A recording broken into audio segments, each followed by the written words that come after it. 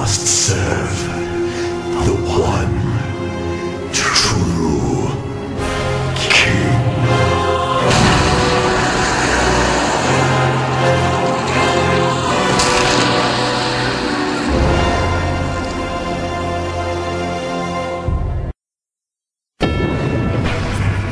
As I lay me down to sleep, I pray my soul is mine to keep. My soul can never step outside this bed, never into all the evil, now back from the dead. Are you scared? Welcome, ladies and gentlemen, once again, to Tales of a Death Knight. I'm your host, Nobunaga, and I am here once again to give you a glimpse into the Wrath of the Lich King beta, and most specifically, Death Knights. This is the last setting for the Death Knight starter quests, the Siege of New Avalon.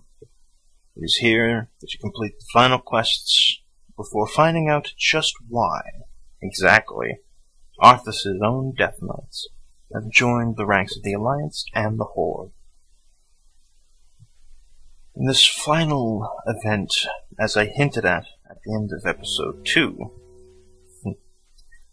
Arthas, or the Lich King, bestows upon you a summoning horn for your own Frostworm. This Frostworm was data mined long ago, and has been going around the various websites. Unfortunately, as of this moment, we can't precisely say whether it will actually be a player mount eventually, or simply meant for this quest.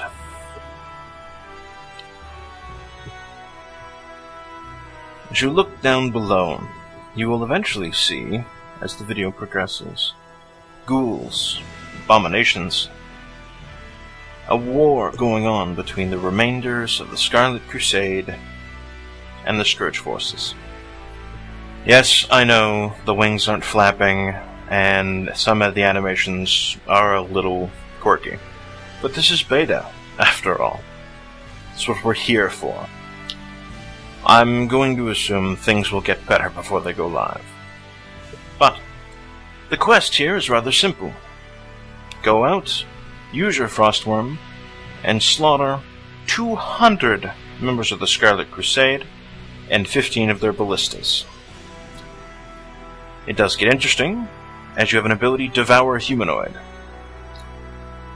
which literally snatches up a Scarlet Crusade member, lifts them into the jaws of your Frostworm, and carries him away, devouring and restoring your mana and health.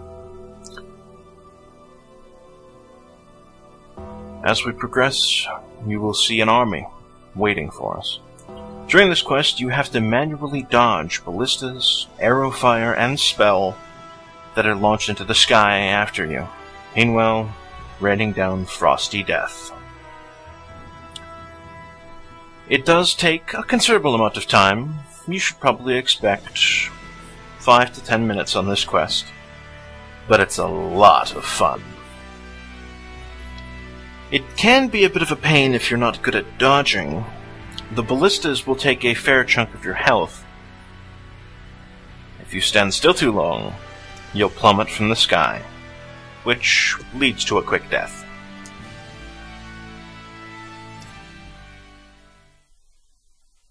Now, the following is lore, and it is spoilers.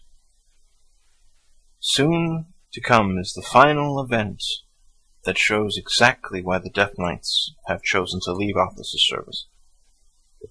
If you want a spoiler, by all means, but if you don't, turn the video off right now.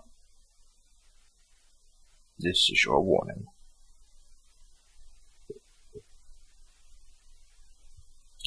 In the final event upon returning to the Lich King, he sends Mograine with his best Death Knights, you being one of them, to lay siege to Light's Hope Chapel.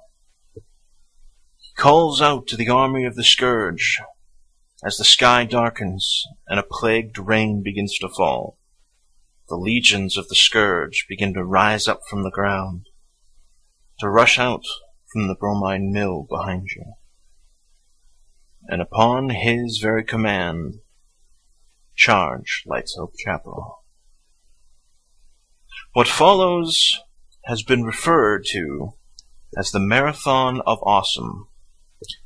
I am not such one. I believe this to be a much more epic event than simply that. I have purposefully cut away large bits of this, as the event will last about 10 to 15 minutes. But you, aside Mograine and many others, charge forward into Light's Hope Chapel, full of every name that you could remember from your old Eastern Plaguelands days, and you fight, until finally, Tyrion Fordring himself appears and defeats Mograine on the field of battle. This is where the lore comes in. Mograine tells the Death Knights to surrender. After a long conversation, Mograine appears that he may fight again, but the very memories of Mograine take manifest, and his father shows his face. The original forger of Ashbringer, the original wielder, and we get a touching bit of story, until finally the Lich King decides he has seen enough. As we soon find out, after Mograine and the Lich King clash swords, and Mograine is quickly dispatched, Arthas sent the Death Knights on purpose, so that they might die and expose Tyrion Fordring for him to destroy. As Fordring realizes what happens, the Lich King and Fordring draw blades and fight. Or rather, attempt to. As the entire populace of Light's Hope Chapel is brought to heed before Arthas, Mograine sacrifices a bit of himself and throws Ashbringer to Tyrion Fordring. With his very touch, Ashbringer is purified, and the true battle begins, which I'm not going to show you. In the end, however, Arthas is beaten back, and Light's Hope Chapel is saved. Tyrion Fordring heals Mograine, and both share a few moments of conversation. In the end, Mograine pledges the services of all Death Knights to fight. That's my time for tonight. As you can see, there's a lot more in store. I have instances, skills, strategies, and ability combinations, all of which I will share with you in Episode 4. Rate and subscribe.